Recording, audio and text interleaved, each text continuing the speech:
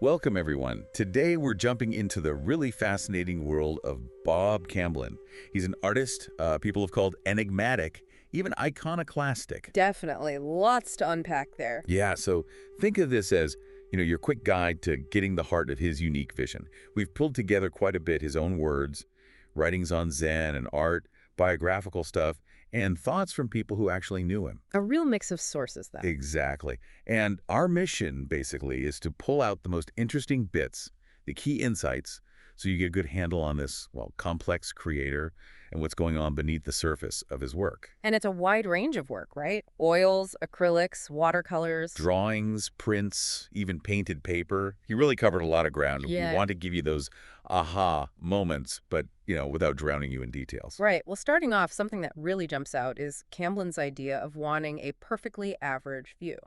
Uh-huh. What did he mean by that exactly? Well, it doesn't seem like he meant settling for mediocrity. It sounds more like he thought this kind of neutral ground, this bright gray, as he put it, was the best place to appreciate both scientific marvels and, well, what feels like magic. Okay, so bridging those two worlds. Yeah. Science and magic. Yeah. Looking for the connections, maybe, in that middle space. Interesting. And it wasn't about being passive, though, this average view. No, not at all. He really pushed common sense and this idea of being, without a doubt, senza dubio. He used the Italian. Senza dubio, like having a kind of core certainty, trusting your gut. That's how it feels, yeah. Finding some solid ground in a world that's often pretty shaky. And that connects to the theme of balance that keeps popping up in his quotes. Absolutely. Like that line, in the balance, patience and yet, freedom again, and yet in silence. It's this constant back and forth. Right, like opposing things aren't fighting, they're just interacting Yeah, in a dynamic way. precisely. A dynamic equilibrium. It feels very active. And it sounds deeply personal, too. He wrote, "I cannot tell a lie to myself for very long." Yeah, that really speaks to how important inner honesty must have been for him in his life, and you'd assume in his art process, too. Makes sense. And his view of what art is seemed to change over time. Definitely. He talked about it shifting from, the standard art for art's sake Right. to something more essential. Art for life's sake, or art for my sake, or art for survival's sake. Survival's sake. Wow. So art wasn't just a nice to have, it was necessary. It seems like he came to see it that way, yeah. Fundamental to just, well, being. Okay, and here's a really intriguing one. He said to step off the train of thought. Ah, yes. To find a different kind of power, a new way to work. It sounds very Zen, almost, like deliberately breaking your own mental habit. Exactly. Shaking things up internally to find something fresh. And maybe that helps explain some of his quotes that seem, well, contradictory on the surface. Like which ones? Like, when you think, don't act. When you act, don't think. Hmm. Or the one about balancing, being for and against. Ah, right. Yeah, those can seem puzzling if you try to just logic them out. But maybe they're not contradictions to be solved. What do you mean? Maybe they're more like invitations. Invitations to try different ways of engaging. Sometimes you think, sometimes you act. Don't mix them. So separating intellect from intuition, maybe. Knowing when to use which. Could be. He seemed to see exploring these paradoxes as a method. A method for what? He said it was a way to draw, teach, search, reveal. So paradox wasn't just a puzzle. It was a tool for him, a creative tool. Okay, that makes more sense. Yeah. Now, thinking about his background, he grew up in Oklahoma Hmm. during the Marland Oil era. Right, and there's that mention of the pioneer woman statue. Apparently, his mother had her own take on it, which might have, filtered into his thinking somehow. Little influences like that, and the Yeah. biography mentions this sort of air of sophistication around the Marland estate back then. Yeah, a sense of local pride, maybe ambition, maybe even seeing fortunes rise and fall, could have subtly shaped his view. Then he goes to Italy on a Fulbright. Huge shift, Massive. And the sources say he was mesmerized by the big names, the Renaissance masters. which you'd expect, right? Sure. But also, he was deeply affected by the mummies in the catacombs of Palermo. Mummies, wow. And Botticelli, too. That's quite the range. It really is. Imagine that contrast, ideal Renaissance beauty, then the stark reality of the catacombs. It must have fed into his thinking about beauty, decay, life, death. All of it. And he wove these things together later, like connecting KPFT radio to Botticelli's Birth of Venus. Yeah, seeing the radio station as embodying this Neoplatonic ideal of love, this kind of cosmic unifying force. It shows how he could synthesize really different kinds of inspiration. Very original thinking. So after Italy, he comes back, teaches for a while, but then makes a pretty big change in 76. He does. Decides to become a nomadic artist, walks away from the teaching gigs. That's a huge leap. Must have completely changed his life, his perspective. You'd have to think so. It speaks volumes about his commitment, choosing the art over that kind of stability. Being nomadic probably sharpened his eye, exposed him to constant new things. Let's talk about some of his actual art concepts.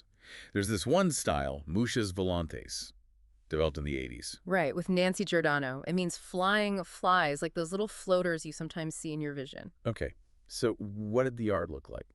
It used dots and dashes, apparently, to create these optical illusions, kind of like Escher or Dali, where the image seems to shimmer or shift. So the viewer has to kind of work at it to It- see the image. Exactly. That's the key thing. It shifts the dynamic. You're not just passively looking. Your perception is actively completing the piece. Those flies become part of the experience. Interesting. And he was collaborative too, right? Yeah. Especially in Houston. Yeah, with Earl Staley and Joe Tate, they had these groups, B&E Productions, the holding firm. So very... Maybe tongue-in-cheek.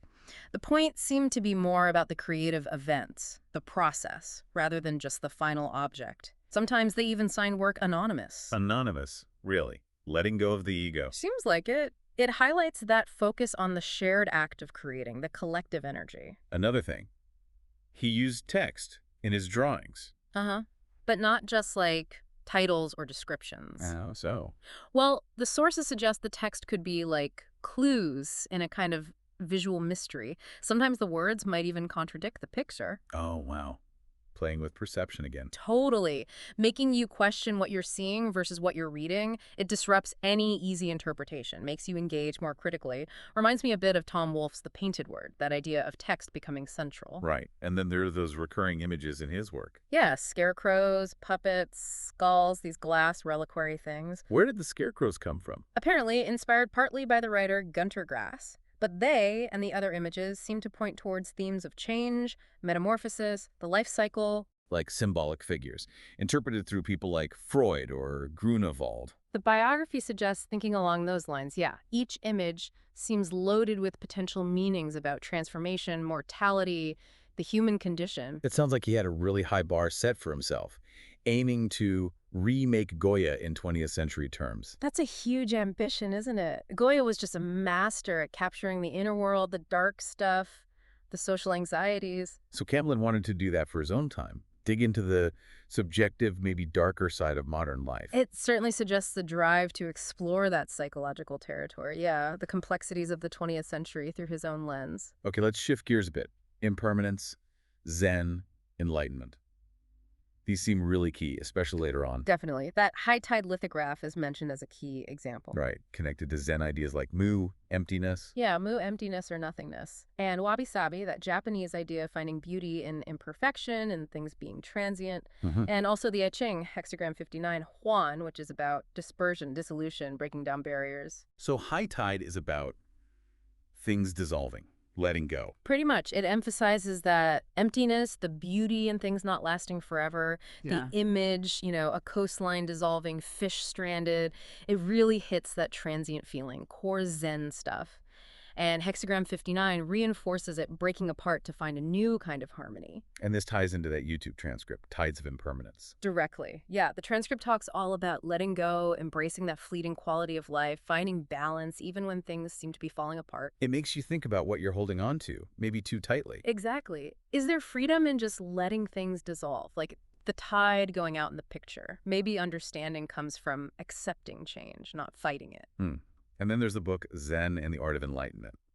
Camblin did illustrations for it. He did. And they're described as being like koans. Koans. Yeah. Those Zen riddles you can't solve with logic. Right. The idea is that his drawings, like koans, are meant to kind of bypass your rational mind, spark a direct insight, disrupt that linear thinking. To achieve what?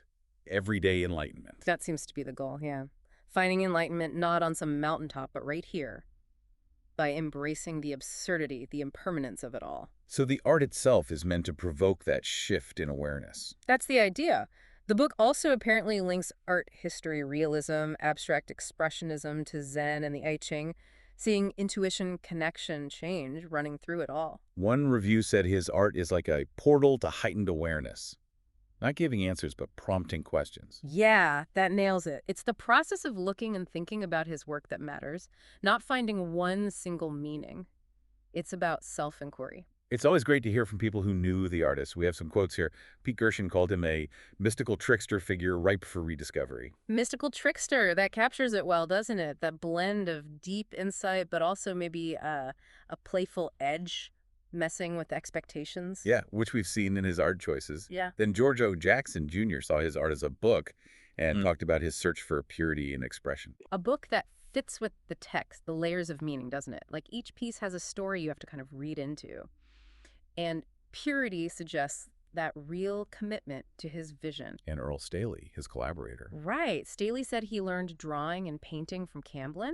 He mentions their studio, B&E Productions, but also Camblin kind of withdrawing later on. Gives you a glimpse of that relationship and maybe the mystery around his later years. Yeah, it underscores how important collaboration was, but also hints at why he might have stepped back. Penny Serling said he questioned everything and that their collaborations involved lots of discussion, even laughter. Questioned everything that fits the art perfectly, right? Making the viewer question things too. And the laughter is a nice touch. Reminds you it wasn't all heavy philosophy. There was probably joy in the process. Which connects to Carolyn Farb saying his art felt autobiographical, a joy to make and own. Autobiographical. Yeah.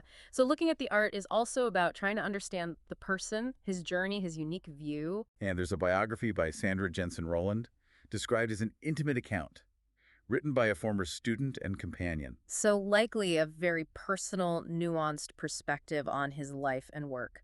Adds another layer. So, wrapping things up. Yeah. It's clear Camblin is still, well, enigmatic, isn't he? Absolutely. And the fact that his work isn't everywhere, that it's a bit elusive, kind of adds to the appeal, the mystery. But it sounds like there's growing interest. People are trying to bring his work out more. Seems so. The scarcity combined with this rediscovery, it suggests his vision still really resonates, still makes people think, even if the man himself is hard to pin down. So key takeaways for everyone listening. Camblin's art is this incredibly rich, mixed philosophy, personal stuff, really inventive techniques, always pushing boundaries, asking questions. Yeah, embodying paradox, embracing impermanence, looking for understanding beyond the usual ways of thinking. It's complex stuff. And hopefully listening today gave you some of those aha moments we talked about without feeling, too bogged down. It's a big world, Camblin's art. It really is. And maybe that touch of mystery is part of what keeps it compelling. We've covered a lot, but there's always more to explore. Definitely. So maybe a final thought to chew on. Which of Camblin's ideas, maybe those contradictory ones, resonates most with you? Does thinking about paradox or that search for balance give you a different angle on your own train of thought? Good question. Something to mull over. Yeah. We hope this deep dive sparks some interest. Thanks for joining us.